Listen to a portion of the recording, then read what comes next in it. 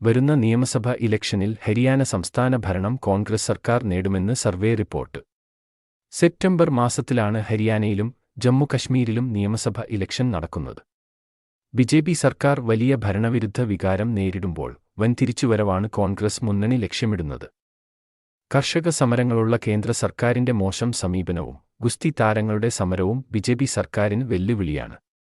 ലോക് Paul mega survey പ്രകാരം കോൺഗ്രസ് 58 മുതൽ 65 വരെ സീറ്റുകൾ നേടുമെന്നാണ് പ്രവചിക്കുന്നത്. അതേസമയം ബിജെപി 20 മുതൽ 29 സീറ്റുകളിൽ ഒതുങ്ങുമെന്നും റിപ്പോർട്ടുകൾ പറയുന്നു. 3 മുതൽ 5 സീറ്റുകൾ വരെ മറ്റു കക്ഷികൾ സ്വന്തമാക്കുമെന്നും സർവേ പറയുന്നു. വലിയ ആത്മവിശ്വാസമാണ് കോൺഗ്രസ് പുലർത്തുന്നത്. ലോക്സഭാ ഇലക്ഷനിൽ ഇന്ത്യ മുന്നണിക്ക് കിട്ടിയ വലിയ സ്വീകാര്യത കോൺഗ്രസിന് ആത്മവിശ്വാസം വർദ്ധിപ്പിച്ചിട്ടുണ്ട് എന്നതാണ് വസ്തുത. ലോക്സഭ ഇലക്ഷനിൽ ഹരിയാന, ഉത്തർപ്രദേശ്, മഹാരാഷ്ട്ര തുടങ്ങിയ സംസ്ഥാനങ്ങളിൽ വലിയ തിരിച്ചടിയാണ് ബിജെപിക്ക് നേരിടേണ്ടി വന്നത്.